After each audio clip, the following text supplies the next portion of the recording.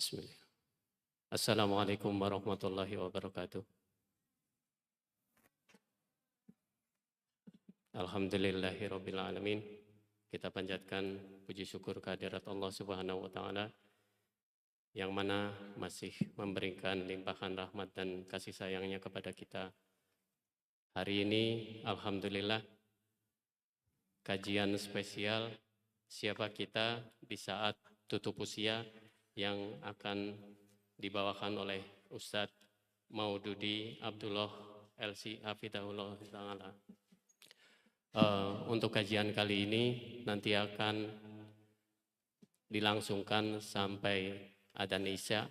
Kemudian setelah adzan Isya kita akan tanya jawab. Kemudian untuk akhwat bisa menitipkan pertanyaan kepada Ibu Nita atau Ibu Acit yang ada di lantai 2. Demikian hal ini kami sampaikan kepada Ustadz Maududi Abdullah. Kami persilahkan.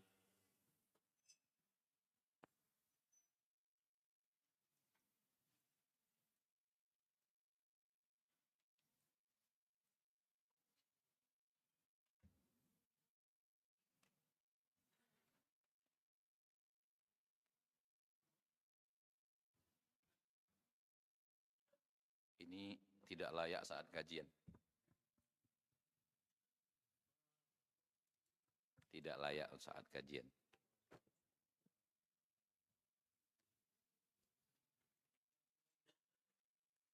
Dan nggak bisa juga, emang anak kajian mau makan? Ini mana? Minum aja susah, apalagi makan. Ayah wae.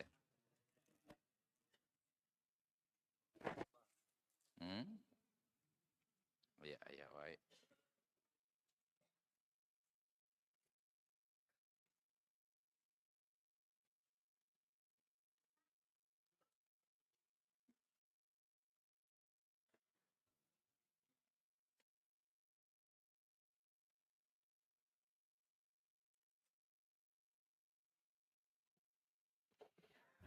Assalamualaikum warahmatullahi wabarakatuh.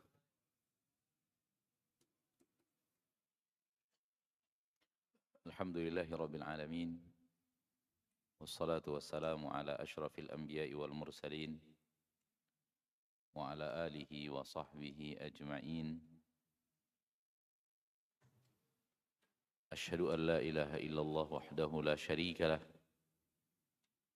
wa asyhadu anna Muhammadan wa man tabi'ahum bi ihsanin ila yaumiddin wa sallama tasliman katsira. Atas segala limpahan rahmat dan nikmat yang Allah tabaraka wa taala, dan sungguh anugerah Allah itu tiada tara dan tiada terhingga. Selalu ana ulang-ulang karena ana sangat suka mengulang-ulangnya. Semoga dengan pengulangan itu semakin tertanam di dalam dada.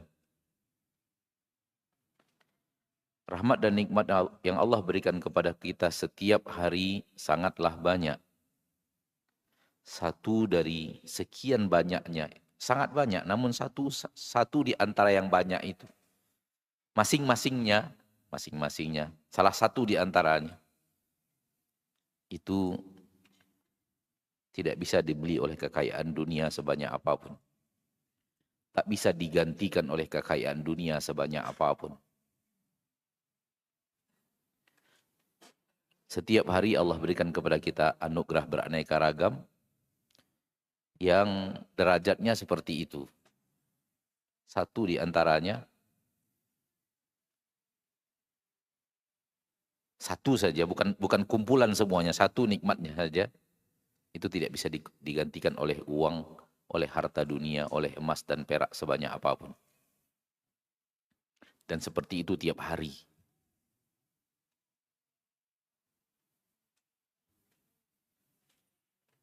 Wajar kalau Allah mengatakan wa in ta'uddu ni'matallahi la tuhsuha. Kalau kalian menghitung nikmat Allah yang Allah berikan kepada kalian, gak sanggup kalian menghitungnya. Setiap hari aneka ragam rahmat dan nikmat Allah berikan, yang posisinya satu saja di antaranya tak bisa digantikan oleh harta dunia sebanyak apapun. Manusia mengira bisakah 1 triliun itu menggantikan posisi usus? Bisakah 1 triliun itu menggantikan posisi darah? Bisakah 1 triliun itu menggantikan posisi tulang yang Allah susun dalam tubuh? Kalau ada orang yang mau membeli tulang Anda 1 triliun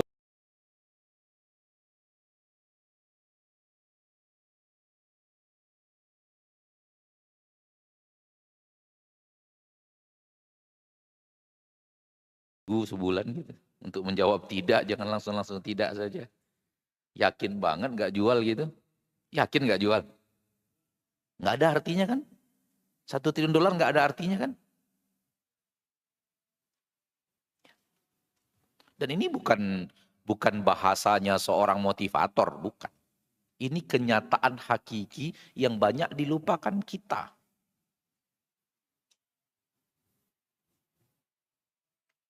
Gak ada harta 1 triliun itu, gak ada harganya kalau sudah dibanding dengan darah.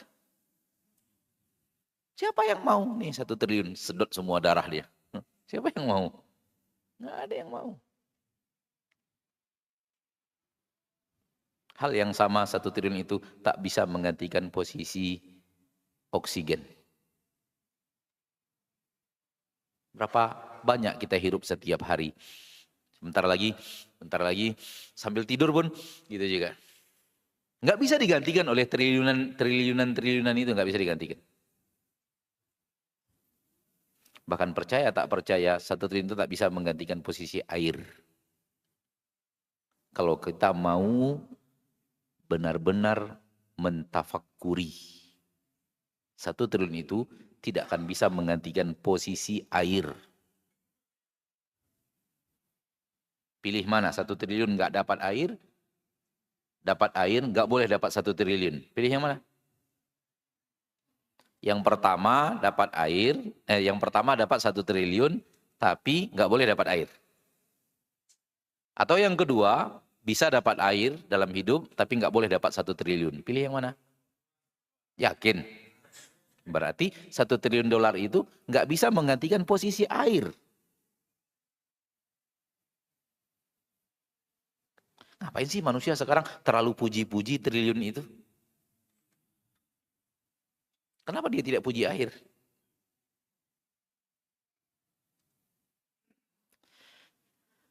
Di Padang Arafah pada saat wukuf di salah satu tahun di tahun-tahun haji, mungkin di antara kita ada di situ ketika itu. Indonesia 1 pesawat ke sana untuk masak. Karena selama ini yang masak maktab. Memang katanya menu Indonesia yang masak Bangladesh, ya rasanya setengah Indonesia, setengah Bangladesh gitu. Tapi sama Menteri Agama ketika itu, maaf wahai para maktab, tahun ini kalian tidak masak. Kalian servis jamaah Indonesia selain nasi. Kami akan drop nasi itu. Dan Allah takdirkan ketika masuk Arafah, catering itu terhalang nggak boleh masuk. Karena ada ternyata beberapa urusan yang belum kelar. Akhirnya jemaah haji Indonesia nggak dapat jatah makan di Arafah. Ada yang ngangkat dolar, Pak. Ini uang, mana nasi? 1 gepok, nggak tahu berapa. Mana nasi? Ini ada uangnya. Ternyata uang 1 gepok dolar itu, yang ratusan 100 dolar itu nggak berguna kalau nggak dapat nasi. Realita nyata itu. Kejadian di Arafah. Di salah satu tahun haji, Ana lupa tahun berapa. Apa tahun 2009, apa 2008, pokoknya lupa deh. Pokoknya. Ketika itu Bapak Menteri Agama Maftuh Basuni. Beliau membuat kebijakan baru yang luar biasa hebat, andai dimudahkan Allah. Namun Allah takdirkan giliran ke Arafah menemukan kendala yang tidak terperhitungkan. Akhirnya nasi nggak bisa masuk, roti ada, namun Indonesia ini nggak ketemu nasi nggak makan. Roti ada, roti banyak di maktab itu, tapi nggak ada nasi. Heboh Indonesia ketika itu kalau antum masih ingat. Jemaah haji kelaparan di Arafah.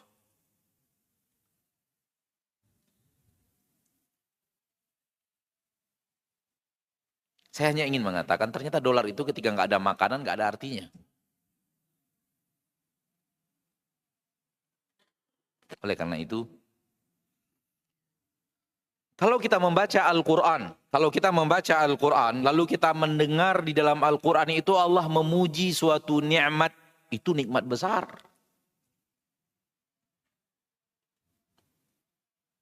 Ternyata yang sering Allah puji nikmat air daripada nikmat emas dan perak. Ternyata yang Allah puji banyak nikmat makanan. Namun kita salah lihat, kita mengira duit itu lebih berharga daripada makanan, duit itu lebih berharga daripada minuman, air. Kalau di dalam Al-Quran Allah bicara air, banyak ayatnya Allah bicara air. Banyak di dalam ayat Al-Quran Allah bicara makanan.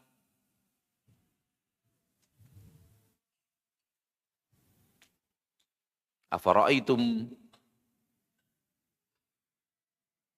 al-ma' alladhi tashrabun antum anzaltumuhu minal muzni am nahnul munzilun. Tidakkah kalian melihat kepada air yang kalian minum? Kaliankah yang menurunkannya dari awan atau kami yang menurunkannya untuk kalian? Wa anzalna minas sama'i ma'am mubarakah, kami turunkan dari langit air yang penuh berkah. Wa ja'alna minal ma'i kulla syai'in hayyin, kami jadikan dari air segala-galanya menjadi hidup. Qul ara'aitum in asbaha ma'ukum ghauran faman ya'tikum bima'in ma'in. Bagaimana menurut kalian kalau di pagi hari air habis di permukaan bumi, air kering, tidak ada lagi air di permukaan bumi. Siapa yang bisa mendatangkan untuk kalian air yang mengalir? Disebut oleh Allah, wa anzalna minal mu'sirati ma'an thajaja, kami turunkan dari awan. Lebih berharga daripada nikmat jantung, jauh lebih berharga daripada nikmat paru-paru, jauh lebih berharga daripada nikmat usus, nikmat diturunkannya Al-Quran. Nikmat hidayah, nikmat dapat Islam, nikmat diutusnya Rasul, itu lebih berharga daripada nikmat jantung itu sendiri. Karena nikmat jantung dan kawan-kawannya kalau tidak ada nikmat hidayah ke neraka. Oleh karena itu para sahabat ridwanullahi alaihim ajmain yang faham itu, mereka rela jantung mereka hilang asal dapat hidayah. Mereka rela nyawa mereka melayang asal di atas agama Allah tabaraka wa ta'ala. Ya atau tidak? Karena mereka tahu yang mana yang lebih berharga, yang mana yang di bawahnya, yang mana yang harus dikorbankan untuk mendapatkan yang lebih baik.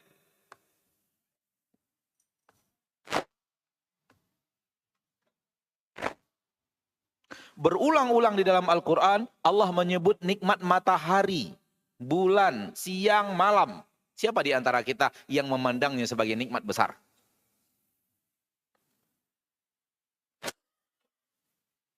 Datang siang, datanglah. Datang malam, datanglah. Nggak peduli. Seolah-olah itu bukan nikmat besar, karunia Allah. Padahal berulang-ulang Allah menyebut nikmat itu di dalam Al-Quran. Dia lebih hebat daripada nikmat triliunan tadi. Wasyamsi wa duhaha. Wal qamari idha talaha. Wan nahari idha jadlaha. Wal layli idha yaghshaha. Wal layli idha yaghsha. Wan nahari idha tajalla. Nikmat siang, nikmat malam. Qul ara'aytum in ja'alallahu lakumul layla sarmadan ila yaumil qiyamah man ilahun ghairullah ya'tikum binahar ya'tikum bidhiya. Katakan kepada mereka, bagaimana kalau Allah jadikan untuk kalian malam sampai selama-lamanya? Siapa yang bisa mendatangkan untuk kalian cahaya siang?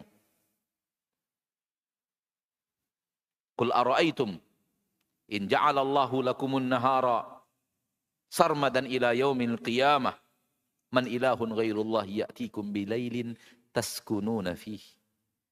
Katakan kepada mereka, kalau Allah jadikan untuk kalian siang sepanjang hari, selama-lamanya siang. Siapa ilah selain Allah yang mampu mendatangkan malam yang gelap gulita agar kalian bisa istirahat, tenang dan tentram istirahat di dalamnya.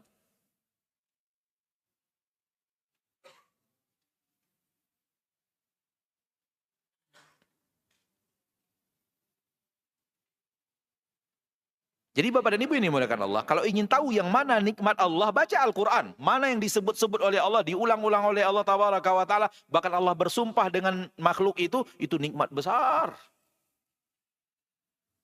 Dan tak ada Allah bersumpah pakai emas dan perak.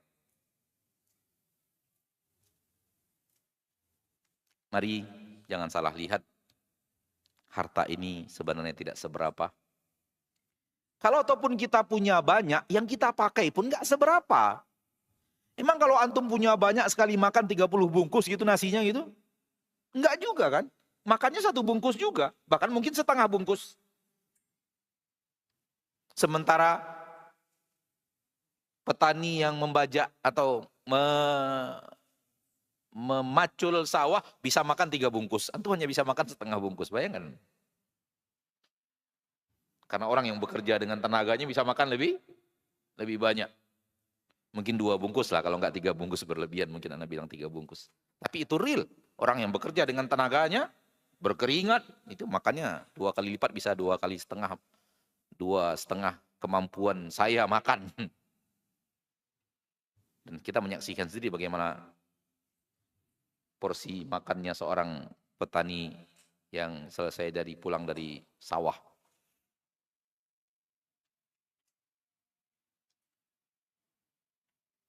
Kaya dan miskin, apa yang membedakan nikmat tidur?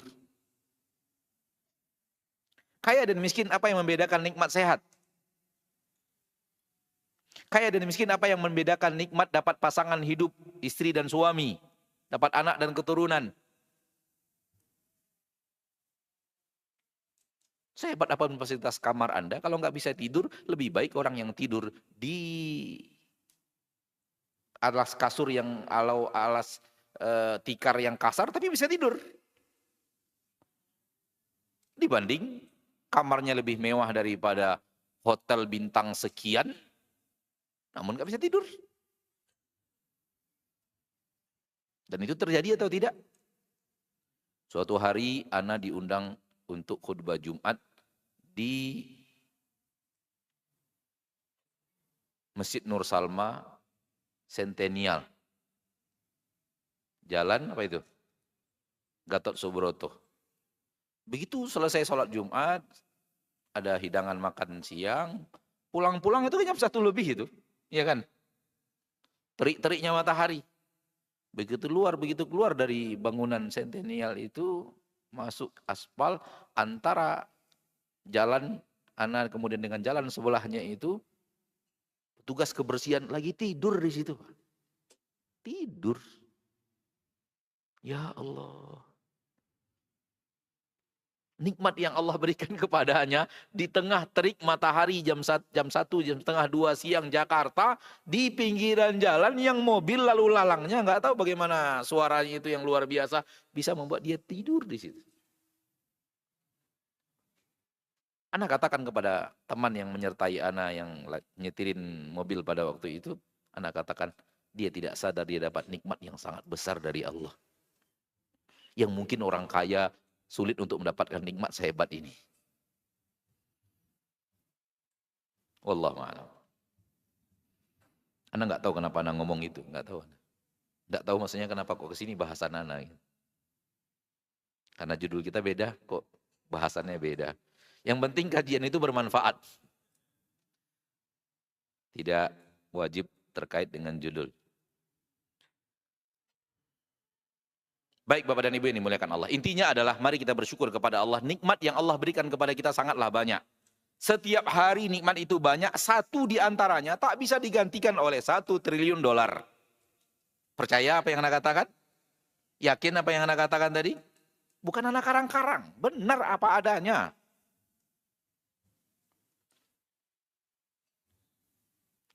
Sebanyak apapun duit Anda, apa nikmatnya duit itu? Semewah apapun mobil Anda, apa nikmatnya mobil itu kalau sedang dikendarai dalam keadaan sakit gigi? Ayolah, cobalah. Apa nikmat kendaraan mewah itu kalau sedang di dalam sakit gigi gitu? Berarti nggak ada apa-apanya harta dibanding kesehatan. Itu baru gigi loh, belum jantung yang sakit.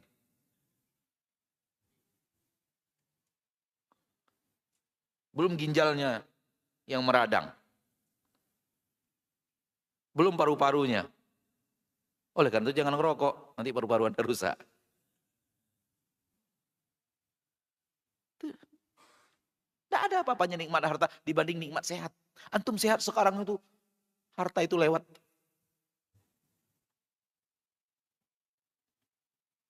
Rasul memandang kalau 3 nikmat dunia terkumpul, sudah terkumpul nikmat dunia dari segala penjuru. 1 kesehatan, 2 keamanan, 3 makanan untuk hari itu. Man asbaha minkum mu'afan fi jasadih, aminan fi sirbih, wajidan quta yaumih, faka'annama hizat lahu dunya bihadzafiriha. Orang yang kalau di pagi hari sehat jasmaninya, aman dia di tempat domisilinya, di tempat beraktivitasnya, di perjalanannya, di tempat usahanya, di tempat belajarnya, di tempat bekerjanya, di tempat pengajiannya, di rumahnya, aman. Wajidan quta yaumih, ada makanan, stok makanan untuk hari itu. Terkumpul 3 ini, kata Nabi, faka'annama hizat lahu dunya bihadzafiriha, seolah-olah seluruh nikmat dunia sudah terkumpul untuknya dari segala penjuru. Ternyata Rasul memandang dalam syariat Allah yang mulia, nikmat dunia itu kalau terkumpul 3 ini yang paling penting. Sehat jasmani, aman, ada makanan untuk kita, stok makanan kita untuk hari ini. Karena kalau nggak sehat, hilang seluruh nikmat. Demikian juga kalau sehat, tapi tidak aman. Demikian juga kalau tak ada makanan. Seperti yang tadi di Arafah ngangkat uang dolar sambil mengatakan, mana nasi? Ini dolar, mana nasi?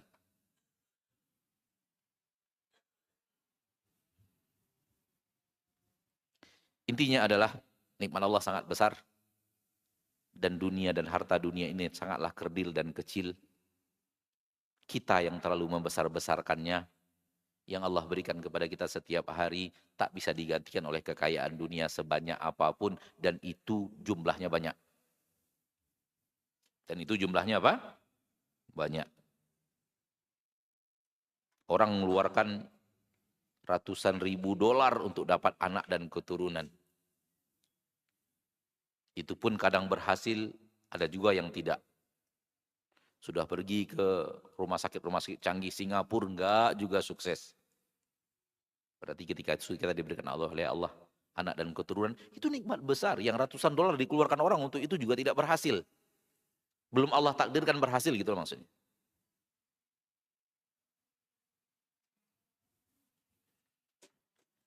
Kita lanjutkan ini atau kita lanjutkan kematian?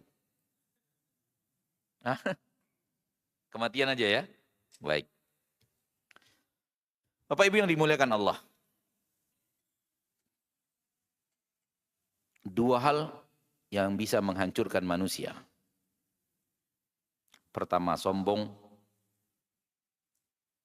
dengan kesolehan.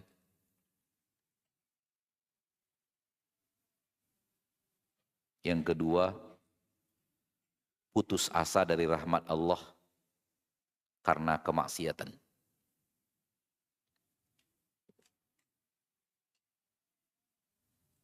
Dua hal yang menghancurkan manusia. Sombong karena kesolehan. Yang kedua apa tadi? Putus asa dari rahmat Allah karena kemaksiatan. Berkali-kali kita ketemu orang-orang yang mengeluhkan dia telah memiliki dosa sangat banyak, dosa yang sangat banyak, dan dia bertanya, apakah orang seperti saya ini masih Allah ampuni dosanya. Apakah orang yang seperti saya ini masih layak untuk mendapatkan rahmat dan nikmat Allah? Kita jawab, ya. Jangan takut, itu pasti bisa. Kalau Anda serius untuk kembali kepada Allah dan kembali kepada agama Allah. Karena Allah berjanji akan mengampunkan dosa Anda semuanya. Maka jangan pernah frustasi. Anda memiliki Rabb yang ingin mengampuni dosa Anda lebih daripada Anda ingin dosa Anda diampuni. Bayangkan. Anda memiliki Rabb, pengasih dan penyayang, yang lebih ingin mengampuni dosa Anda lebih daripada Anda ingin dosa Anda diampuni.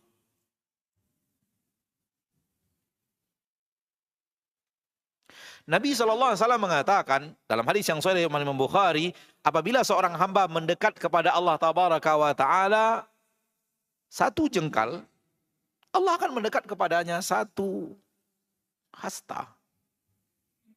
Hadis sahih, hadis qudsi malah. Apabila hambaku mendekatkan dirinya kepada aku satu jengkal, aku dekatkan diriku kepadanya satu dhira', satu hasta. Apabila hamba aku mendekatkan dirinya kepada aku satu hasta, aku akan mendekat kepadanya satu depa, ba'an. Itu artinya ketika kita menginginkan kebaikan untuk diri kita, Allah lebih lagi ingin memberikan kebaikan itu kepada kita. Ketika kita ingin dosa kita diampuni, Allah ingin mengampuni lebih daripada keinginan kita diampuni.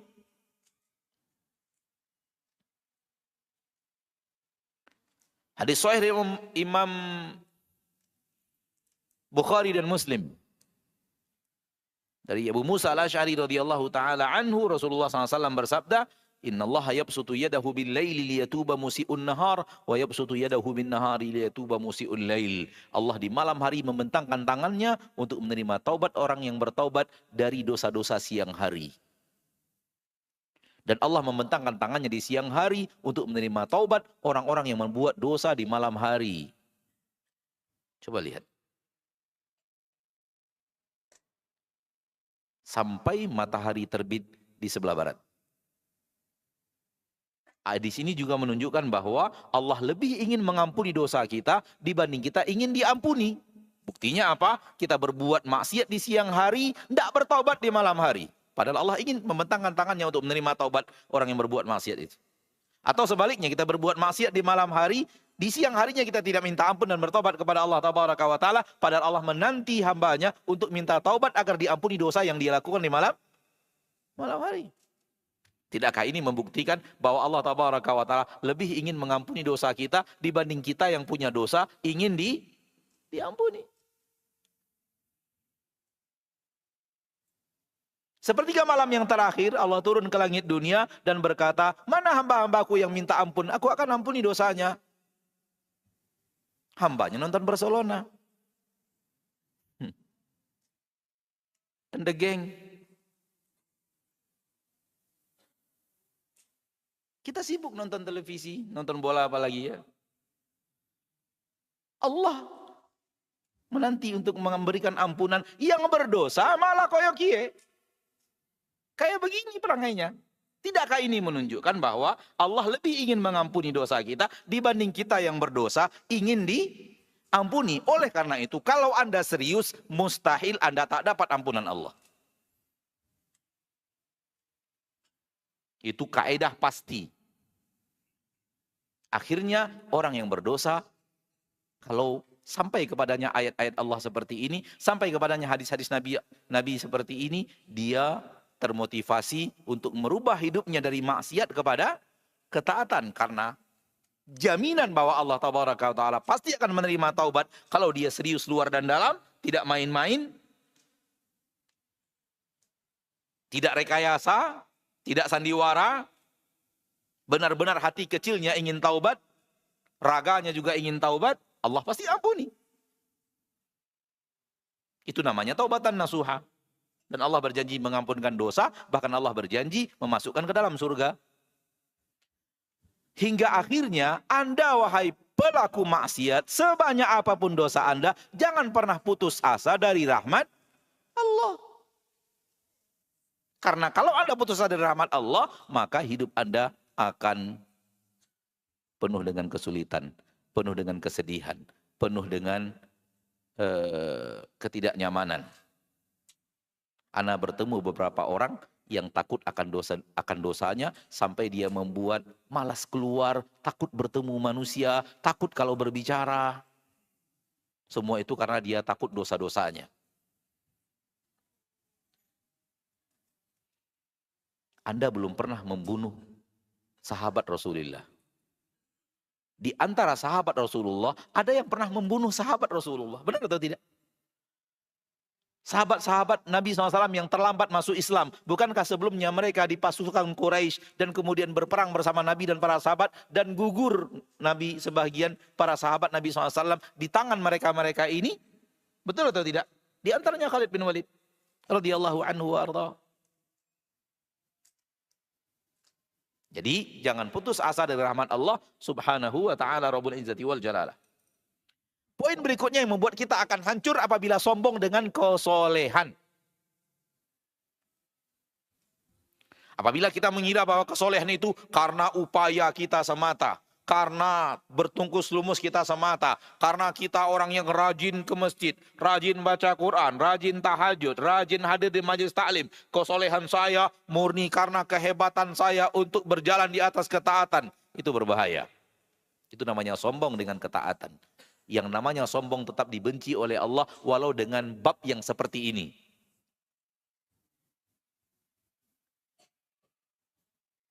Oleh karena itu, di dalam Al-Quran kita dididik untuk mengatakan, wa ma kunna linahtadiya laula an hadana Allah. Tak mungkin kita bisa berjalan di atas jalan hidayah kalau bukan Allah yang memberikan hidayah itu kepada kita. Taufik Allah kepada kita untuk memberikan hidayah, makanya kita bisa berjalan di atas jalan hidayah itu. Bukan karena semata-mata kita. Karena Allah memudahkan, karena memberikan hidayah, karena Allah tabaraka wa ta'ala memberikan kepada kita nikmat hati yang tunduk kepadanya. Bukan karena kemampuan kita semata, tapi taufik dari Allah Rabbul Izzati wal Jalalah. Apabila manusia sombong dengan kesolehannya, itu pun berbahaya untuknya. Dan ada sebuah kaedah yang menghancurkan dua faktor yang bisa memberikan kehancuran untuk manusia itu. Ada satu kaedah bahwa kaedah ini apabila difahami dengan baik dan benar akan menghancurkan dua hal yang bisa menghancurkan manusia tadi. Kaedah yang satu ini menghancurkan dua hal yang bisa membawa kehancuran yang tadi Anda katakan. Kan ada dua tadi, membuat kita bisa hancur. Satu sombong karena kesolehan, yang kedua putus asa dari rahmat Allah karena maksiat. Ini menghancurkan manusia. Ada satu kaedah yang bisa menghancurkan kedua-duanya, yaitu siapa dirimu bukan siapa dirimu yang sekarang. Tapi siapa dirimu yang sebenarnya adalah siapa engkau ketika engkau tutup usia. Itu kaedahnya. Siapa kita yang sebenarnya bukanlah siapa kita yang sekarang. Namun siapa kita yang sebenarnya adalah siapa kita di saat kita tutup usia. Di saat kita wafat, di hari kematian kita, siapa kita ketika itu, itulah kita yang sebenarnya. Itulah dia nilai kita yang sebenarnya. Itulah dia posisi kita yang sebenarnya. Apabila kita wafat di atas ketaatan, berarti kita saleh. Apabila sebaliknya, berarti tidak saleh. Maka kesolehan yang sekarang, belum jaminan bahwa kita akan wafat di atas kesolehan. Harapannya ya, tapi belum jaminan. Belum tentu, segala sesuatu bisa berubah. Bukankah dunia telah membuktikan dengan banyak cerita bahwa orang-orang soleh akhirnya wafat di atas maksiatan. Amr bin As radhiyallahu anhu mengirim surat kepada Umar bin Khattab. Ketika itu Umar bin Khattab radhiyallahu anhu menjadi khalifah di kota Madinah dan Amr bin As menjadi amir di Mesir. Dan ketika itu banyak sekali orang-orang Nasrani yang masuk Islam, dari orang-orang Muqawqis yang hidup di kota Mesir, sehingga membutuhkan orang-orang yang ngerti agama, ahli Al-Quran yang banyak. Akhirnya Amr bin As radhiyallahu anhu mengirim surat kepada Umar bin Khattab radhiyallahu ta'ala anhu, tolong kirim kepada kami beberapa orang yang akan mengajarkan umat Islam di Mesir ini. Dan Umar pun memilih beberapa orang, lebih daripada 10 orang dipilih oleh Umar, orang-orang yang direkomendasi oleh Umar mengerti agama, faham agama, ahli Al-Quran, ahli syariat, dikirim untuk mengajarkan agama ke Mesir. Berarti orang hebat, pilihan Umar bin Khattab. Dan Umar bin Khattab akan memilih sembarang orang. Ternyata salah satu di antaranya di kota Mesir berkenalan dengan Khawarij, akhirnya menjadi Khawarij, akhirnya punya istri Khawarij, dan dia mahar untuk istrinya adalah nyawa Ali bin Abi Thalib. Abdurrahman bin Muljim.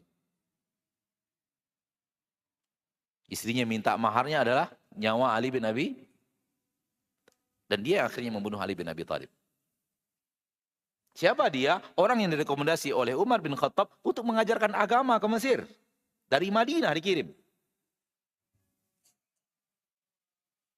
Lebih daripada itu, ada beberapa orang sedang berkumpul di Masjid Nabi, termasuk diantaranya Abu Hurairah. Lalu beberapa orang sedang berkumpul.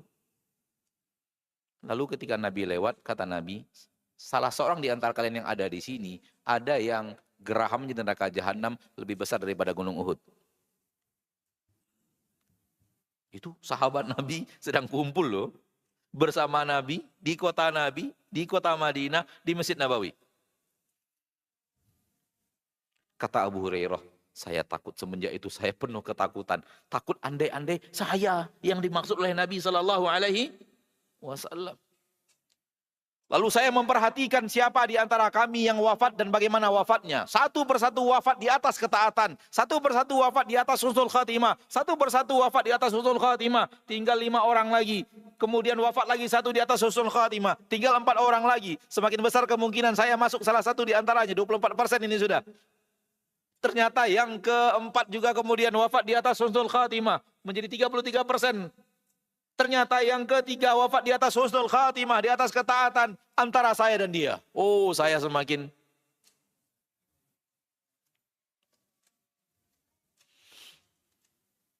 dan saya semakin rajin berdoa kepada Allah. Ya Allah, jangan saya, tinggal berdua loh.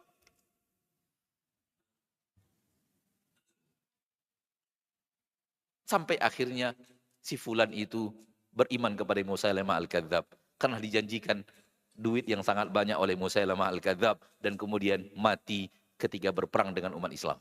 Baru saya bahagia, bukan saya orangnya. 50% loh kemungkinan itu.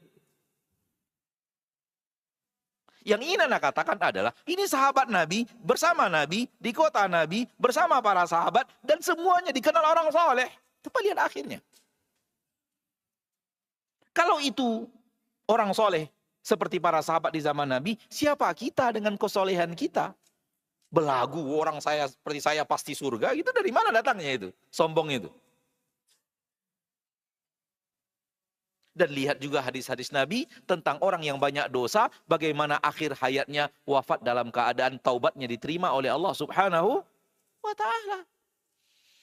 Tetangga Nabi orang Yahudi sedang sakit, dikunjungi oleh Nabi SAW ke rumahnya. Sambil mengunjunginya ketika dia sakit, hubungan manusia sama manusia, tetangga dengan tetangga, gak ada masalah mengunjungi orang sakit, walaupun orang kafir. Namun Nabi ambil kesempatan untuk menasihati dia untuk menerima agama Islam. Dia lihat ke ayahnya. Ayahnya mengangguk, silahkan. Lalu dia masuk Islam. Asyhadu an la ilaha illallah wa asyhadu anna Muhammadan Rasulullah. Rasul masih di sana, dia wafat. Ketika keluar, Rasul senyum bahagia dan mengatakan, Alhamdulillahilladzi anjahu minan nar bi. Demi Maha suci Allah, segala puji bagi Allah Tabaraka wa Ta'ala yang telah menyelamatkan dia dari neraka melalui saya. Melalui perantara saya, dia selamat dari neraka. Akhir-akhir hayatnya masuk Islam, kemudian wafat. Hadis sahih Imam Bukhari yang telah membunuh 100 orang. Akhir-akhir hayatnya dia taubat, serius taubatnya. Diajarkan taubat oleh seorang lelaki yang saleh dan alim dan disuruh untuk pindah kampung. Saking dia seriusnya, dia tinggalkan kampungnya yang dia adalah centengnya kampung itu. Dia adalah orang yang paling disegani, ditakuti di kampung tersebut. Tapi dia serius untuk meninggalkan kawan-kawan buruk untuk pindah ke kawan-kawan baik, beribadah kepada Allah di kampung sebelah. Dia tinggalkan kampung halamannya, teman-temannya, biografi hidupnya, histori teman-temannya, keluarganya dia tinggalkan untuk pindah ke kampung sebelah. Tanda dia serius, tapi di perjalanan wafat. Sampai malaikat adab dan malaikat rahmat beda pendapat, ini untuk siapa ini orang? Sayakah sebagai malaikat adab? Andakah sebagai malaikat rahmat? Malaikat adab mengatakan dia untuk saya. Malaikat rahmat mengatakan enggak untuk saya. Malaikat rahmat mengatakan dia taubat. Malaikat adab mengatakan dia belum berbuat amal saleh. Sampai Allah turunkan malaikat menjadi hakim, menjadi qadhi antara malaikat rahmat dan malaikat adab. Dengan cara diukur badannya dari negeri yang dia tinggal ke negeri yang dia tuju. Sekiranya lebih berat badannya lebih dekat kepada negeri yang dia tuju, maka dia untuk malaikat rahmat. Sekiranya lebih dekat kepada negeri yang dia tinggalkan, maka dia untuk malaikat adab. Ternyata jasadnya berlebih kepada negeri yang dia tuju 1 jengkal. Maka dia dipeluk oleh malaikat rahmat. Siapa Anda adalah siapa Anda ketika Anda wafat, bukan siapa Anda yang sekarang. Kalau Anda sekarang berhasil di atas ketaatan, alhamdulillah, istiqamahlah untuk menuju akhir hayat wafat di atas ketaatan itu. Dan sekiranya sekarang ini Anda adalah pelaku maksiat, jangan putus asa karena kesempatan untuk merubah diri itu masih ada, karena Islam menilai seseorang adalah ketika siapa dia, bagaimana dia dalam keadaan wafat. Sehingga akhirnya orang yang sudah mendidik dirinya di atas ketaatan tidak sombong dengan ketaatannya dan tidak angkuh dengan ketaatannya. Karena itu akan menghancurkan dirinya, dan orang yang telah berbuat maksiat tidak putus asa dari rahmat Allah, ada kesempatan emas untuk mendapatkan rahmat Allah Subhanahu wa taala. Kita dengarkan azan, setelahnya kita tanya jawab. Wassallallahu wasallam wa baraka wa an'am ala abdihi wa rasulihi Muhammad.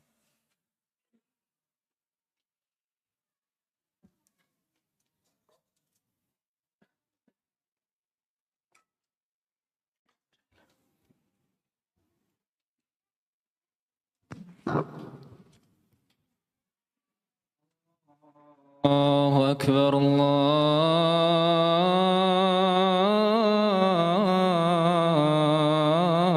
الله أكبر الله أكبر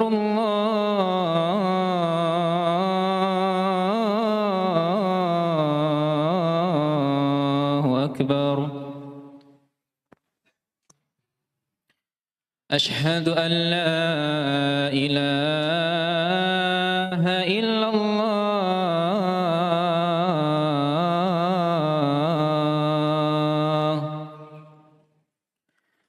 أشهد أن لا إله إلا الله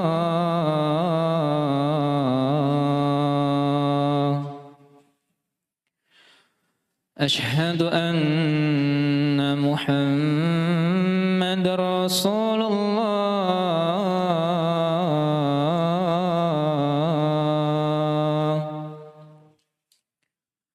أشهد أن محمد رسول الله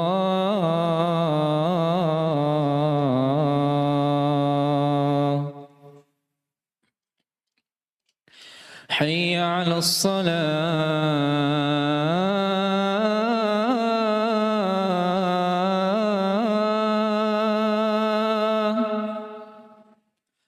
حي على الصلاة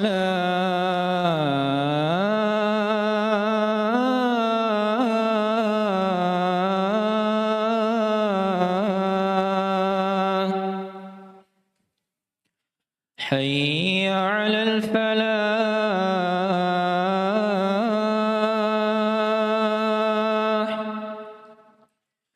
حي على الفلاح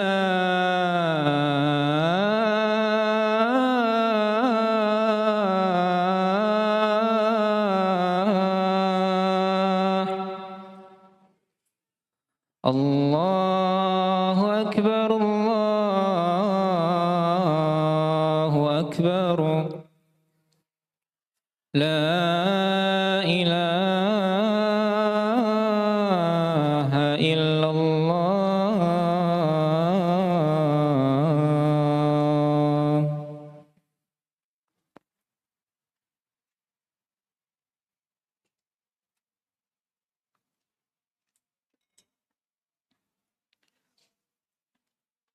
Saudaraku, saudariku, muslimin dan muslimat, rahimani wa rahimakumullah. Maka ini sesuatu yang harus kita ketahui agar kita terhindar dari dua perkara yang bisa menghancurkan. Sombong dengan kesolehan dan putus asa dari rahmat Allah karena kemaksiatan.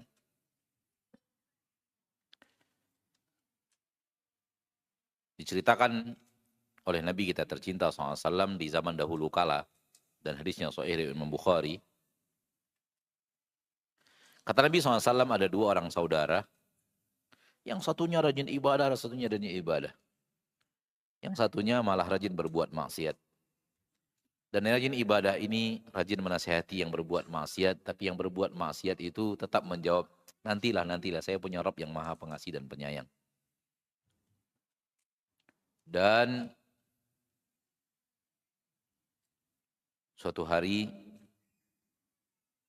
mereka bertemu lagi dan yang rajin beribadah itu menasihati, namun yang berbuat maksiat belum kunjung taubat.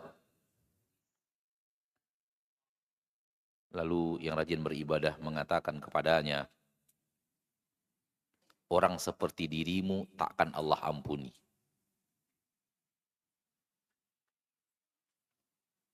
Kata Nabi SAW, Allah berkata, siapa yang ngomong pakai nama aku, bahwa aku tak akan ampuni dia.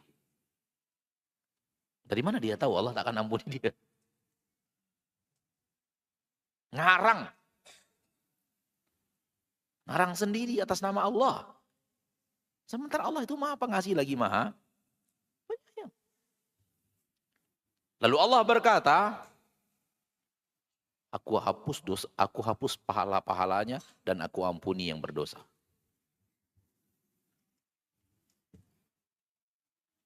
Jangan sombong dengan kesolehan kita. Segalanya bisa berubah. Kalau kita sombong dengan kesolehan kita, kita akan memandang pelaku maksiat remeh, memandang sebelah mata lah gitu. Gak boleh. Karena boleh jadi ketika wafat dia lebih afdal daripada kita. Atau sebaliknya, naudzubillahi min dzalik. Sebaliknya dia yang soleh, kita yang tidak soleh. Bisa jadi. Kita tidak tahu apa yang akan terjadi ke depan. Kita tidak tahu fitnah apa yang akan terjadi ke depan. Kita berada pada negeri Islam yang aman, yang orang taat kepada Allah tidak mendapatkan ujian. Orang yang dapat taat kepada Allah tidak terkena fitnah yang besar. Tidak tertutup kemungkinan musuh menyerang barang siapa yang masih berani mengucapkan asyhadu alla ilaha illallah wa asyhadu anna muhammadar rasulullah, diadab dengan adab yang pedih, tidak tertutup kemungkinan. Sehingga kita nggak kuat berhadapan dengan aniaya itu dan siap untuk mengganti agama, tidak tertutup kemungkinan. Maka tidak boleh yakin dengan kesolehan yang ada adalah berharap, ya Allah jaga agar saya bisa istiqamah, dapat hidayah terus di atas jalan yang lurus. Oleh karena itu salah satu makna ihdinas siratal mustaqim adalah, ya Allah istiqamahkan saya di atas jalan ini sampai wafat. Itu salah satu makna daripada ihdina as-siratal mustaqim. Dawim al-hidayah alayya, lanjutkan ya Allah, teruskan hidayah ini tetap ada pada diriku ya Allah. Sambil makna berikutnya adalah tambahkan lagi hidayah itu. Tambahkan lagi hidayah, karena hidayah berjenjang-jenjang.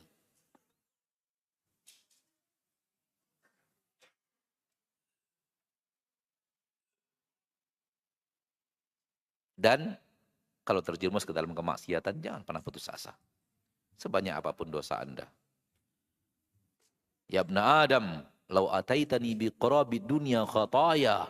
Wahai Bani Adam, sekiranya engkau datang kepadaku dengan dosa yang sepenuh bumi.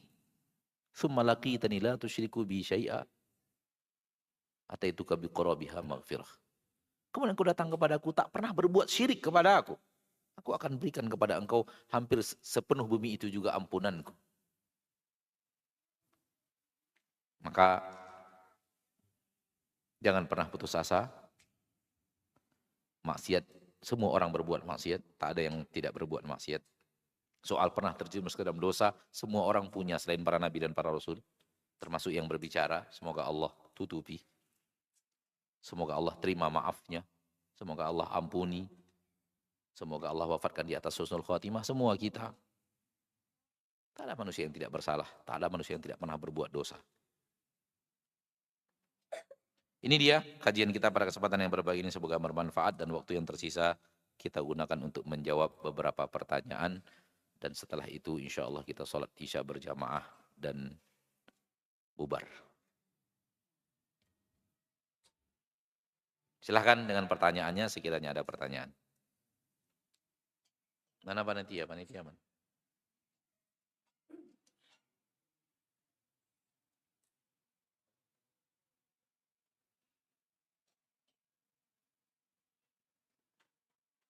Apa arti Baitul Muhim ini? Hah? Rumah yang penting itu. Baitul Muhim. Rumah dari si penting.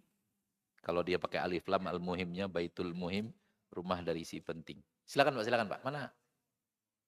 Enggak hidup. Oh ya, lanjut Pak, tanpa mic.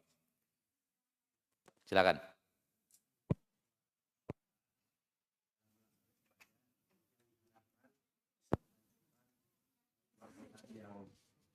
Yang disebutkan.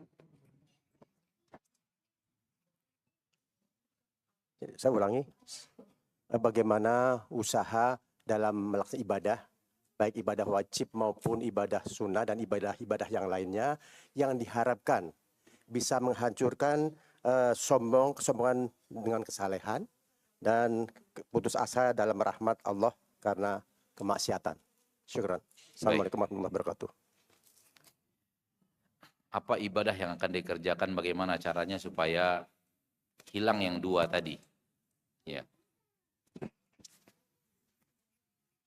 Dengan menyadari bahwa apa yang tadi kita sampaikan, maka akan terwujud keinginan kita berusaha untuk bertahan di atas jalan hidayah sampai akhir hayat. Kalaupun terjerumus lagi, taubat lagi, lanjutkan lagi hidayahnya, lanjutkan lagi istiqomahnya, terjerumus lagi, istighfar lagi, minta ampun lagi kepada Allah, dan sandarkan segalanya kepada Allah, bukan kepada diri kita sendiri, sehingga kita tidak sombong dan tidak melihat sebelah mata kepada orang lain. Dan jangan pernah ada keyakinan orang seperti saya pasti husnul khatimah. Hadirkan ketakutan bahwa segala-galanya mungkin bisa berubah, segala-galanya mungkin bisa terjadi kebalikannya. Oleh karena itu saya takut. Kalau tidak saya serius, kalau tidak saya seriuskan beragama ini, luar dan dalam, hati juga serius, badan juga serius, ada kemungkinan kalau saya masih maju mundur, ada kemungkinan ketika mundur itulah kematian datang, gitu. Maka saya harus mengambil keputusan segera untuk benar-benar istiqamah di Allah Tabaraka wa Ta'ala. Lalu berdoa kepada Allah, ya Allah wafatkan kita di asas husnul khatimah, ya Allah pertahankan hidayah ini kepada saya, terutama ketika wafat. Kalau Allah melihat keseriusan itu benar-benar ada di dalam hati, yang mengalir dalam anggota badan, maka Allah tidak akan zolim untuk mewafatkan kita di atas su'ul khatimah, insya Allah. Nah, Ustaz, mau bertanya Ustaz. Assalamualaikum warahmatullahi wabarakatuh. Assalamualaikum warahmatullahi wabarakatuh. Suami saya baik, Ustaz. Nah, saya ingin kakak dan adik saya bersama kepengen di surga. Tapi saya punya kakak usia sudah 70 tahun, nggak mau menjalankan sholat. Kalau dibilangin, itu urusan masing-masing. Itu gimana Ustadz mengatasi mereka yang tidak melakukan sholat 5 waktu, tapi masih melakukan sholat Jumat itu?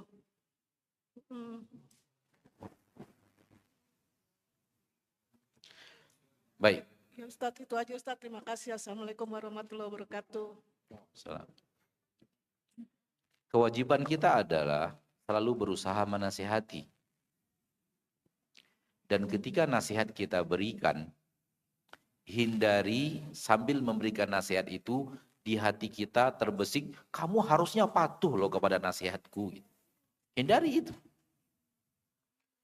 Supaya apa? Supaya kita tidak kesel. Walaupun sudah berkali-kali ngomong ke dia, tetap belum sholat, kita nggak kesel. Karena ketika kita menasehati, tak ada di dalam hati ini, kamu harus ikut nasihat saya. Namun yang ada di hati ini, saya berkewajiban sebagai orang yang sayang kepadanya, sebagai orang yang punya hubungan tali darah dengannya, sebagai orang yang dekat hubungan dengannya, saya berkewajiban memberikan nasihat. Dan ketika saya memberikan nasihat, saya mulia di sisi Allah ketika mengeluarkan nasihat, walau dia tidak ikut. Syukur-syukur dia ikut. Kalau dia ikut, kenikmatan di atas kenikmatan. Syukur di atas syukur.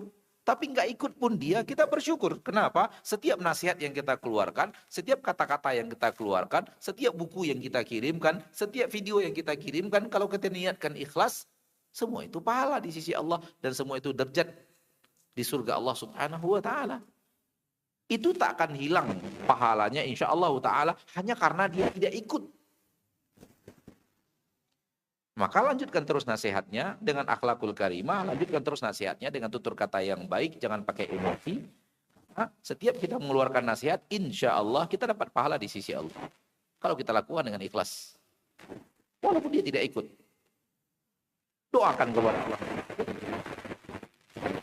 Bila perlu ajak dia, kalau ada duit ajak dia pergi umroh. Karena kadang-kadang di kota Madinah itu bangkit keinginan taubat. Dan itu tidak sedikit orang yang taubat di kota Madinah. Tidak sedikit. Sebahagian jemaah umroh yang ketika berangkat umroh kepada saya, Ustadz saya ngaku, saya belum sholat 5 waktu Ustadz. Ya nggak apa-apa lah, mudah-mudahan mulai pulang umroh ini sholat 5 waktu. Alhamdulillah sholat 5 waktu.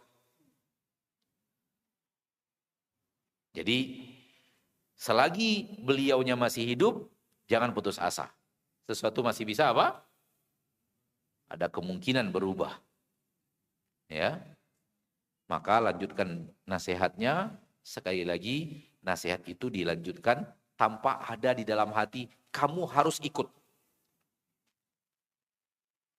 Tapi yang boleh itu semoga kamu ikut. Tidak ikut pun alhamdulillah saya telah menjalankan nasihat. Saya telah menegakkan amar ma'ruf nahi mungkar. Saya telah menjalankan perintah Allah amar ma'ruf nahi mungkar. Saya telah memberikan hadiah terbaik untuk dia berupa nasihat. Kalau dia tidak ikut pun sampai saat ini tetap itu yang terjadi. Alhamdulillah dengan nasihat saya biidnillahi azza wajal, saya ikhlas, harta yang saya berikan, buku yang saya kirimkan, majalah yang saya kirimkan, video yang saya kirimkan, insya Allah itu adalah rangkaian pahala karena mengajak orang kepada kebaikan adalah sedekah untuk orang tersebut di sisi Allah bernilai pahala, kemuliaan di sisi Allah dan derajat di surga Allah.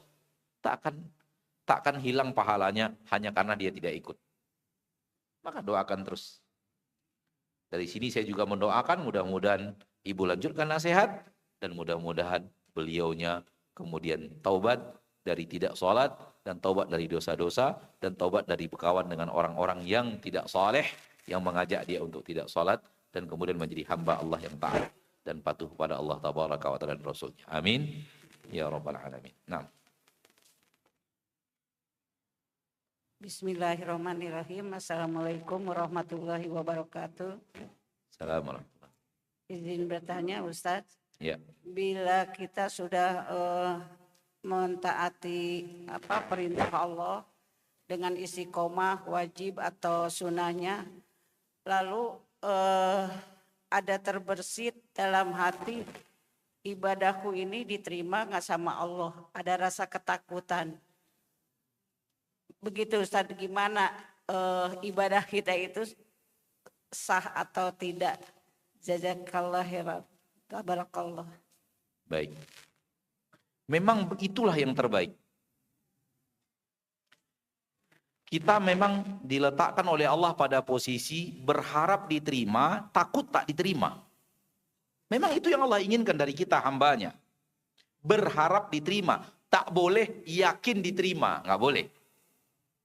Berharap diterima, itu yang benar.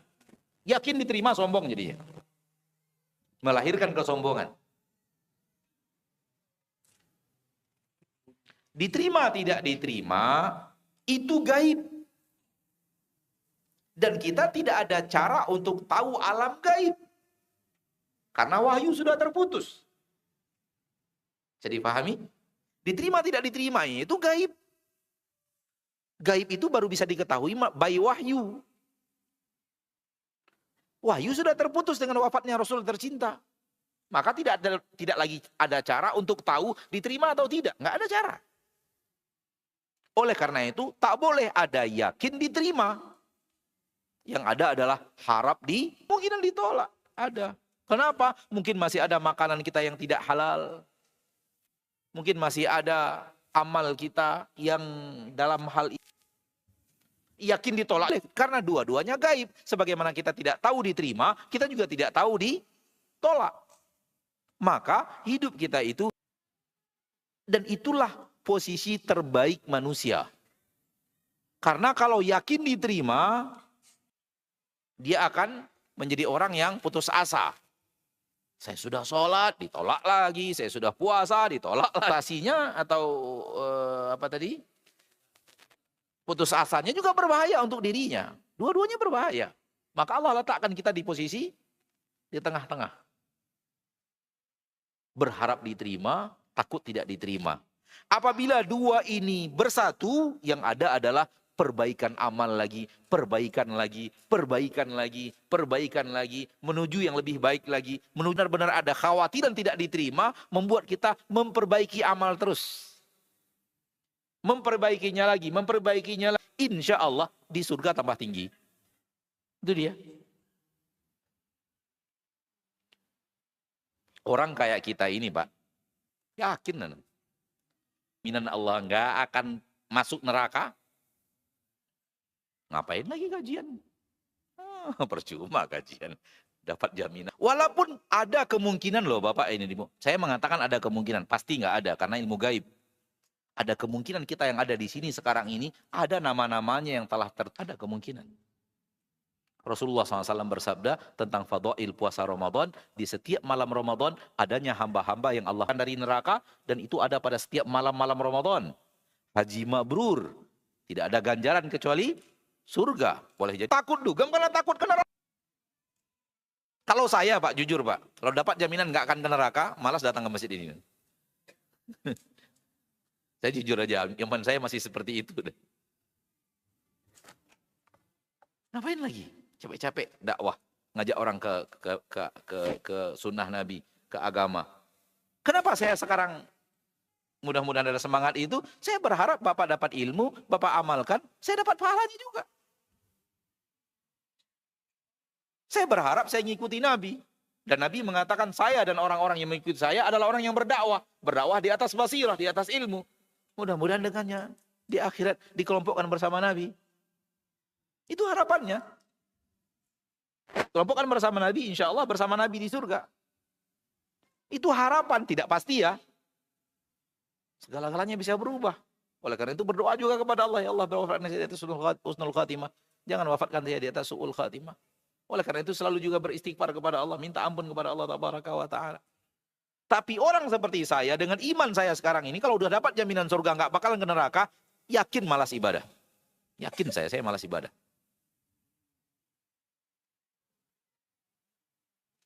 Nah, dengan tidak adanya diberitahu, sementara Anda boleh jadi ya, mungkin ya, Tidak tertutup kemungkinan Anda sebenarnya sudah orang yang takkan ke neraka dan ke surga. Namun karena Anda tidak tahu, Anda tetap melakukan kebaikan. Kebaikan lagi. Bukankah masuk surga derajat lebih tinggi lagi dapatnya nanti?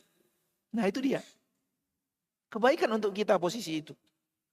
Semakin tinggi derajatnya di surga Allah. Boleh jadi masuk surga tanpa hisab.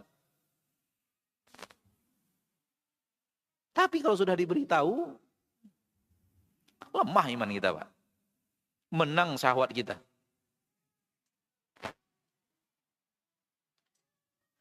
Seperti itu lebih kurang wallahu taala alam. Naam. Bismillah, Assalamualaikum warahmatullahi wabarakatuh. Assalamualaikum.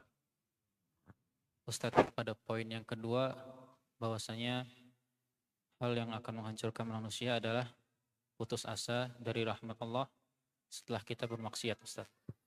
Karena perbuatan maksiat. Karena berbuat maksiat. Iya.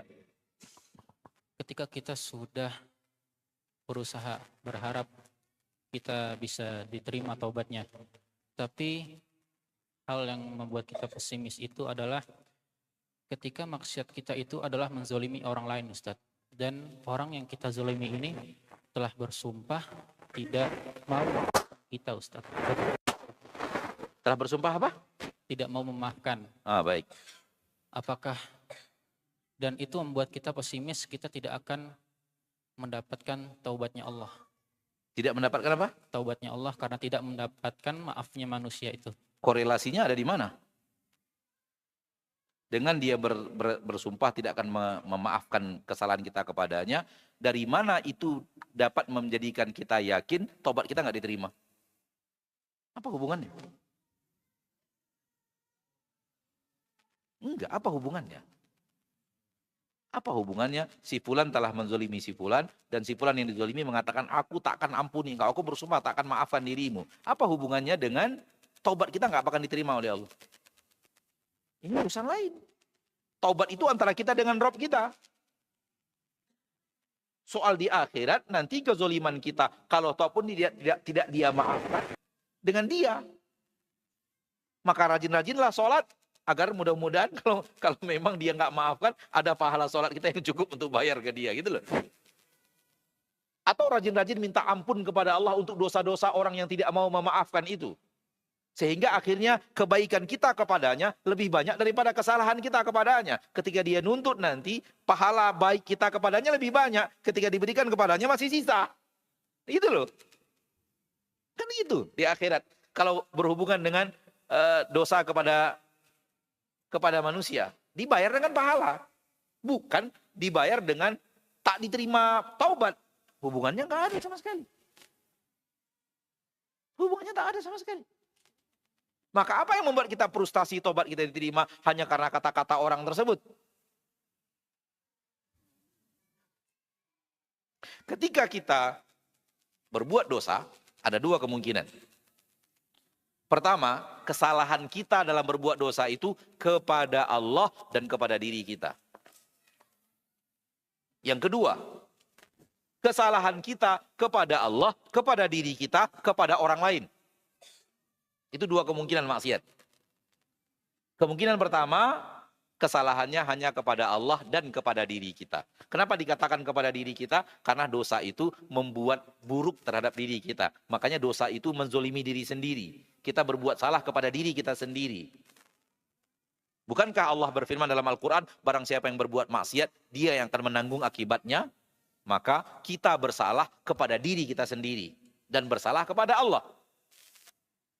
Dengan taubat ini selesai. Ya, oke. Ada kesalahan yang kedua, dosa yang kedua. Kesalahannya 3 cabang. Kepada Allah, kepada saya diri sendiri, kepada orang lain. Apabila kita taubat, antara kita dengan Allah selesai. Yang belum selesai dengan dia. Nanti diselesaikan di padang mahsyar. Jadi tidak ada korelasi bahwa ketika dia mengatakan bahwa saya tidak akan maafkan, sampai akhir hayat, dia punya hak untuk tidak memaafkan. Oleh karena itu hati-hati menzolimi orang lain. Dia tidak punya hak untuk tidak memaafkan. Dan kalau dia memang tidak memaafkan, dia punya hak untuk mendapatkan keadilan Allah dengan ngambil pahala kita.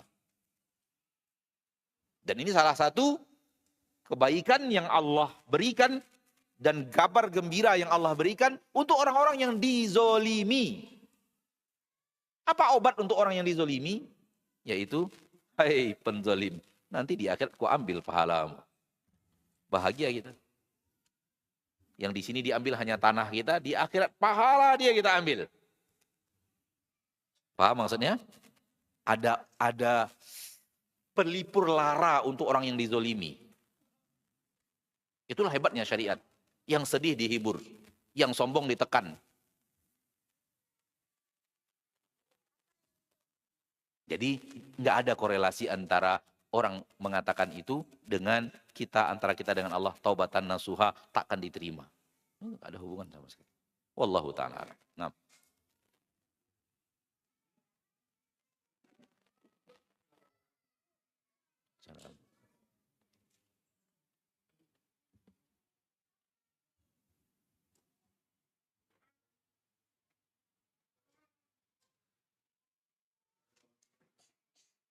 Kabar. Halo. Ya, lanjut.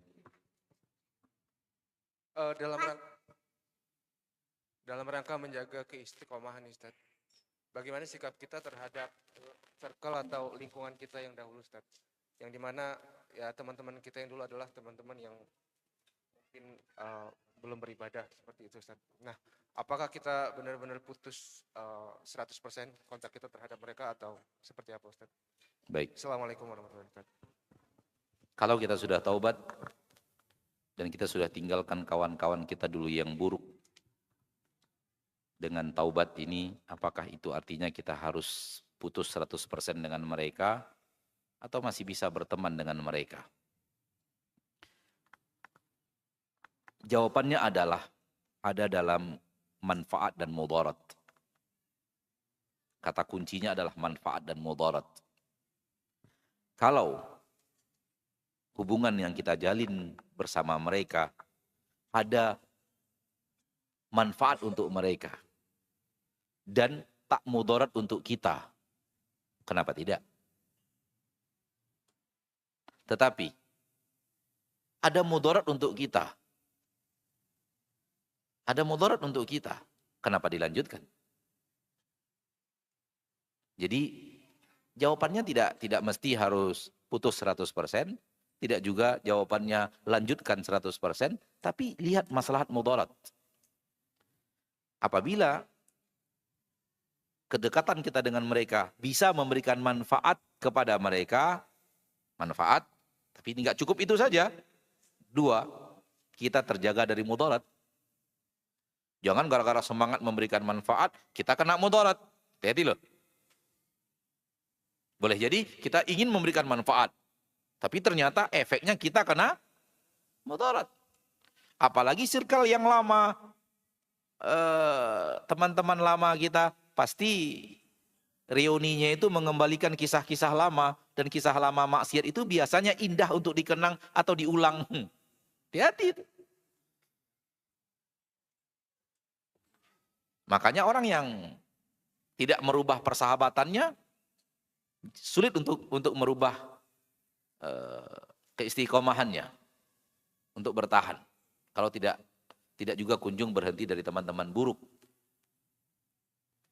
Dan kalau kita bisa mendekat, memberikan manfaat, tapi kita terhalang, tidak terkena mudarat, ya silakan. Namun kalau harus terkena mudarat, hati-hati. Karena kita tidak tahu apakah nanti dengan kembali duduk bersama, kembali safar bersama, kembali golf bersama, ya kan? Kembali nongkrong bersama, apakah jangan-jangan kita balik lagi? Itu bahaya untuk kita. Terjawab mudah-mudahan ya maksudnya.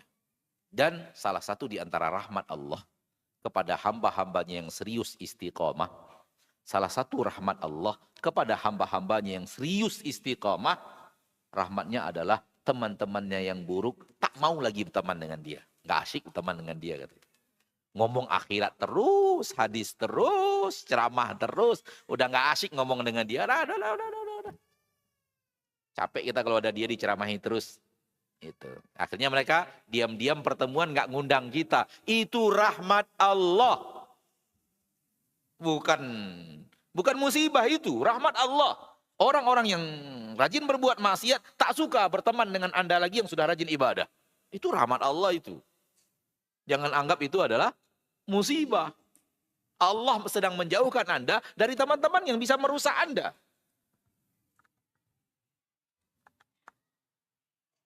Dan saya sampai sekarang masih ingat salah seorang ikhwan kita di kota Pekanbaru yang bertaubat kepada Allah Taala, dan kemudian di awal-awal taubat ada kawan-kawan lamanya yang kawan lama yang begitu-gituan lah gitu. Lalu mengatakan kepadanya, "Fulan, kalau Anda seperti ini, maka kawan-kawan kita akan pergi dari saya dan kawan-kawan akan menghindar dari dirimu." Apa kata dia? "Kalau orang seperti kamu yang menghindar dari diri saya bersyukur." Kalau orang seperti kamu yang menghindar dari diri saya malah bersyukur. Tapi kalau ustadz yang menghindar dari saya bersedih. Tapi orang kayak kamu menghindar dari saya malah bersyukur kepada Allah Ta'ala. Itu. Karena dia sama-sama teman dan obrolannya udah obrolan teman-teman. Dan mungkin cara dia mengungkapkan kepada saya memang semangat juga. Entah seperti itu perkataannya kepada temannya, intinya begitu gitu. Kalau orang seperti Anda menghindar dari saya malah bersyukur. Dijauhi orang-orang yang seperti Anda. Dan itu benar loh. Dan salah satu rahmat Allah kepada orang yang serius beragama, orang pelaku maksiat gak suka dengan dia. Gak suka ngobrol sama dia, gak suka ngumpul sama dia, gak suka safar sama dia, gak suka. Karena beda hobi gitu loh. Beda apa namanya itu? Bukan. Ya beda itulah pokoknya. Kita mau ke kanan, dia maunya ke kiri. Ya udah beda lah. Nggak asik udah sama dia. Udah nggak bisa diajak ghibah. Kita ngomong orang ghibah jangan boleh gitu. Nggak enak lagi sama dia. Ya, itu kan. Seperti itulah lebih kurang ya. Jadi persahabatan itu jangan mengira kita menghindar dari orang karena menjaga agama kita, itu artinya kita memutuskan hubungan silaturahim. Itu kadang-kadang tuh kalimat itu berbahaya itu. Anda memutuskan silaturahim dengan kami. Dengan cara seperti ini. Akhi fiddin, silaturahim itu adalah orang yang antara kita dengan dia ada hubungan rahim. Ada hubungan darah. Om saya, tante saya, saudara saya, saudari saya, kakek saya, sepupu saya, ini ada hubungan darah. Ini yang silaturahim, ini yang gak boleh diputus. Tapi kalau persahabatan yang biasanya rame, biasanya suka ngumpul rame-rame, sekarang udah gak ngumpul-ngumpul lagi, itu gak memutuskan silaturahim. Siapa bilang memutuskan silaturahim? Enggak. Kita tidak wajib untuk ngumpul rame-rame, sebagaimana tidak berdosa, tidak ngumpul rame-rame. Gak ada kewajiban. Boleh bersahabat baik, boleh juga tidak bersahabat baik. Namun kalau ingin bersahabat baik, carilah orang-orang yang akan memberikan kepada kita manfaat. Akhirat, manfaat dunia juga kalau bisa, tapi bergabung dengan manfaat akhirat, bukan manfaat dunia yang merusak akhirat. Kalau kedekatan kita dengan seseorang akan memberikan mudarat akhirat dan agama kita, mundur lebih baik daripada mendekat. Ya. Saya secara pribadi, ini pengalaman saya ya, atau apalah, mudah-mudahan apa yang saya sampaikan ini bermanfaat untuk antum. Kadang-kadang kita ngumpul dengan orang-orang yang mau tidak mau kita harus ngumpul sama dia. Lalu kemudian dia mengeluarkan kata-kata yang membuat hati kita adalah sesuatu terjadi di hati. Ketika pulang terasa ada di hati itu nggak nyaman gitu. Teringat-ingat omongan dia tadi, teringat-ingat tawa canda dia tadi yang berlebihan. Mulai ada sesuatu yang menggoda di hati ini. Padahal sudah pulang itu. Sudah pulang tadi ngumpul tadi mungkin pada zuhur sampai jam 2, setengah 3 tadi karena ada urusan ke sana, akhirnya ketemu dengan dia ngobrol. Kemudian dia mulai bergurau, mulai guyon, kemudian masuk ke nyerempet bahaya obrolannya gitu kan. Begitu sampai di rumah, saya merasakan ketidaknyamanan itu, saya mulai melihat wajah dia harus saya hindari. Ini wajah orang harus saya hindari. Jangan terlalu banyak. Kalau ataupun harus bertemu dengan dia, jangan ngobrol lama. Sekedarnya saja. Itu yang saya amalkan ya. Semoga antum bisa melakukannya juga. Karena ketika setelah ngobrol, kita lihat hati kita. Hati kita setelah bertemu dia itu lebih baik apa lebih buruk? Kalau lebih buruk, indikasi dari Allah, sinyal dari Allah, itu orangnya nggak bagus loh. Untuk kamu, soal dia bagus nggak bagus, suruh dia dengan Allah lah. Tapi untuk kamu nggak bagus, karena efeknya nggak bagus. Tak mungkin anak saya ceritakan dia ngomong apa, nggak mungkin juga saya ceritakan, nggak tempatnya memang. Tapi ya begitulah. Sekiranya saya duduk dengan seseorang, membuat hati saya setelahnya rusak, membuat hati saya setelahnya keruh, bermasalah, saya ingat wajahnya. Orang ini bukan di blacklist. Jangan lama-lama ngobrol sama dia, sekedarnya saja. Sekedarnya saja. Wallahu ta'ala. Itu sesuatu yang saya amalkan dan mudah-mudahan antum juga bisa, nggak wajib meniru tapi juga bisa meniru. Karena kalau memang perbuatannya maksiat, obrolannya maksiat, pasti ada efek di dalam hati. Pasti ada efek di dalam hati. Kalau ternyata efek untuk kita buruk, menghilangkan rasa khusyuk sholat, menghilangkan rasa semangat sholat dan semacamnya, ya kenapa tidak? Udah, besok ketemu, apa kabar, sehat, alhamdulillah, gimana, anak-anak gimana? Maaf ya saya ada urusan. Ya memang ada urusan, urusannya nggak mau dekat kamu. Kan gitu. Urusannya begitu, saya ingin jaga hati. Saya nggak mau dekat kamu. Tapi nggak perlu juga kita sampaikan, maaf saya ada urusan. Gitu. Kan kita nggak dusta kan? Nggak bohong. Apalagi kalau memang ada urusan beneran gitu. Karena apa? Karena memang begitulah kita menjaga hati kita. Karena hati punya pengaruh loh. Apalagi teman lama dalam maksiat. Ceritanya kan penyambung gitu. Cerita asik maksiat itu kan nyambung. Masih ingat tahun sekian kita pergi rame-rame ke Thailand. Nah, udah keluar cerita lama itu. Ya kan? Wallahu a'lam. Silakan. Semoga orang Thailand nggak marah. Assalamualaikum warahmatullahi wabarakatuh. Saya pernah dengar beberapa hadisnya, tapi saya kurang tahu derajatnya. Salah satunya hadis tentang orang yang dapat jaminan surga, kayak orang yang pengkhianatannya diambil atau dia punya anak belum balik tinggal kan, dia dapat jaminan gitu ya. Tapi ini dengan saya emang kalau kita dapat posisi kayak begitu ya, itu posisinya gimana kita seharusnya, karena kan begitu juga apa ya, dapat kayak gitu ngeri-ngeri sedap gitu ya. Geeran salah tapi kepengen juga gitu. Nah, itu posisinya kita tuh gimana bersikapnya? Baik. Karena ibu-ibu nggak dengar, saya ulang pertanyaannya. Inilah efek buruk kalau mikrofonnya nggak aktif. Saya harus ngulang pertanyaan. Ada hadis-hadis,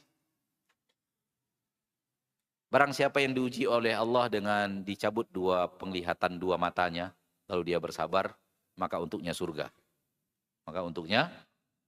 Atau hadis, barang siapa di antara kalian yang meninggal anaknya 3 orang, dan dia bersabar, dan meninggalnya sebelum balik, dan dia bersabar, maka untuknya surga.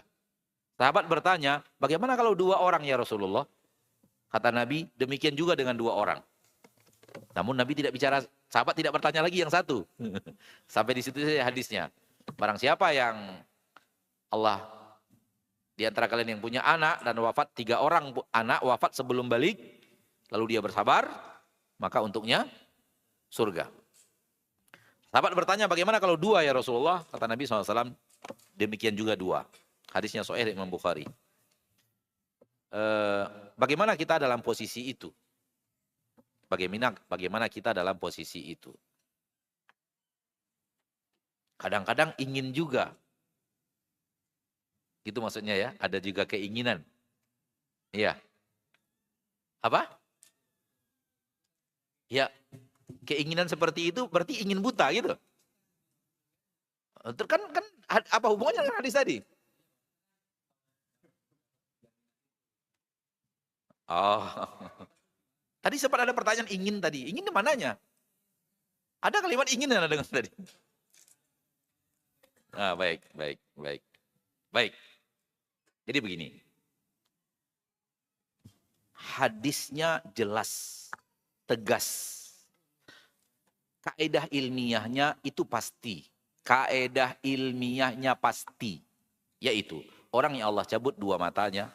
Allah cabut dua matanya dalam hidupnya di dunia ini. Sehingga dia nggak bisa melihat. Namun dia bersabar. Untuknya surga. Itu pasti secara ilmiah. Secara ilmiah tak boleh diragukan. Karena itu jaminan ilmiah dari Nabi kita tercinta. Secara bab ilmu tidak boleh ragu. Karena sudah dijamin surga untuk orang yang berikan kepadanya musibah, matanya dibutakan dua-duanya dan dia bersabar. Oke? Dia bersabar. Orang yang Allah cabut nyawa 3 anaknya, 2 anaknya sebelum balik dan dia bersabar. Untuknya surga. Itu bab ilmiahnya, katakan pasti. Bab ilmiah secara ilmu. Adapun praktek individu, kembali kepada yang tadi. Gak ada kepastian. Diharapkan ya dan dikhawatirkan gak dapat. Kenapa? Karena apakah kita yakin dia benar-benar sabar seperti yang diinginkan Allah untuk mendapatkan jaminan tadi? Apakah sabar yang dia telah lakukan sekarang sudah sabar yang kadarnya, kadar sabar yang sampai mendapatkan jaminan? Kita nggak tahu. Oleh karena itu posisinya kembali kepada tadi, harap iya, khawatir tidak dapat. Namun hadis tadi hiburan untuk dia. Agar dia memotivasi dirinya untuk bersabar, mudah-mudahan dapat jaminan surga. Hiburan bagi dia ketika 3 anaknya wafat sebelum balik. Dengan dia bersabar akan masuk surga. Mudah-mudahan hadis itu dia ingat dan dia latih dirinya terus untuk bersabar. Jadi ada bab ilmiah, ada bab individu. Kalau ilmiah tak ada diragukan. Orang yang buta sabar di atas butanya masuk surga. Orang yang wafat anaknya 3 orang, sabar dia sebelum balik masuk surga. Itu bab ilmiah. Tapi ketika mempraktekkan hadis ini kepada individu, belum tentu. Karena kita juga tidak tahu kadar sabar ini sudah sampai atau belum.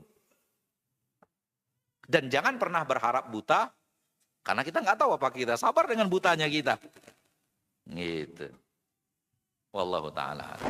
Belum lama ini ada pertanyaan, Ustaz, saya orang yang diberikan Allah penyakit ayan, epilepsi. Apakah kalau saya bersabar, saya juga dapat jaminan wanita yang ayan di hadis Nabi SAW ketika Nabi mengatakan, kalau engkau bersabar untukmu surga. Apakah saya dapat itu juga?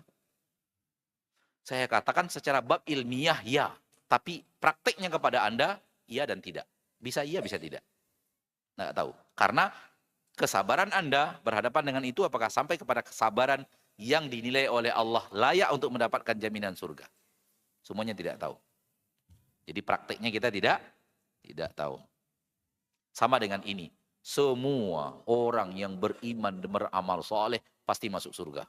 Itu bab ilmiah itu. Pasti masuk surga. Nggak ada cerita orang yang beriman dan beramal soleh masuk neraka, itu nggak mungkin. Mustahil. Pasti masuk surga. Bab ilmu. Si fulan ini kayaknya sudah iman dan amal soleh. Apakah dia pasti masuk surga? Nggak tahu. Nggak tahu kita. Entah pasti masuk surga, entah tidak. Tapi kenapa? Karena ini kasus individu. Ini kasus ilmiah.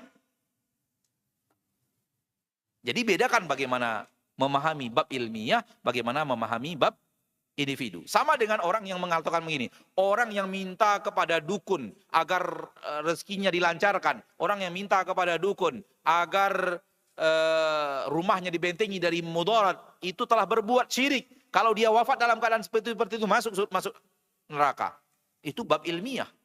Lalu ada orang pergi ke dukun. Lalu kita katakan kamu pasti masuk neraka, nggak boleh. Karena ada sesuatu yang bakalan terjadi. Entah dia taubat setelahnya, entah pergi ke dukunnya bukan dengan posisi seperti yang tadi yang ada. Hanya sampai kepada syirik kecil, nggak sampai kepada syirik besar, misalnya. Sehingga dapat ampunan Allah juga kalau masih syirik kecil, bukan syirik besar. Kita nggak tahu bagaimana apa yang terjadi pada diri orang itu. Tapi secara bab ilmiah, orang pergi ke dukun, minta rezeki, betul-betul minta rezeki ke dukun itu, dia yakin dukun itu bisa mendatangkan rezeki, itu sudah syirik besar. Bisa mengeluarkan orang dari agama Islam, dan dia wafat dalam keadaan itu bisa membuat dia ke neraka untuk selama-lamanya dan tidak masuk surga. Bab ilmiah. Bab ilmu. Bab ilmu itu harus disampaikan agar manusia berhati-hati dari perbuatan syirik. Bab ilmu itu harus disampaikan agar manusia bersabar ketika dia buta. Bab ilmu harus disampaikan agar manusia bersabar ketika dia punya anak 3 orang wafat sebelum balik. Karena penderitaannya berat itu, apalagi berturut-turut. Saya punya kakak yang anaknya 2 orang wafat sebelum balik. Dan saya tahu persis bagaimana kesedihannya. Itu baru 2, apalagi 3.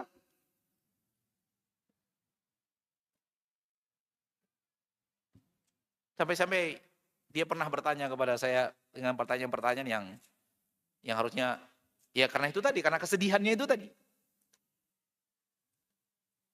Wajar kalau seandainya ada orang yang anaknya wafat 3 orang sebelum balik dan dia benar-benar bersabar, wajar dapat jaminan surga. Tapi apakah sabarnya yang dia praktekkan itu sudah sampai kepada kadar sabar yang memang Allah alam, kita nggak tahu.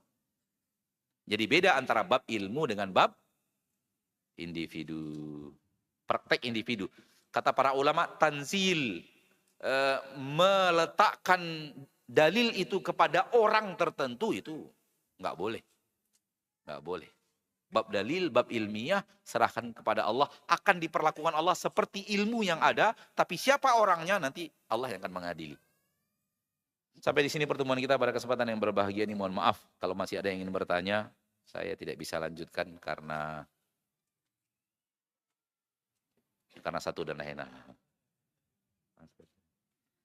Semoga Allah tabaraka wa ta'ala berikan kepada kita semangat beribadah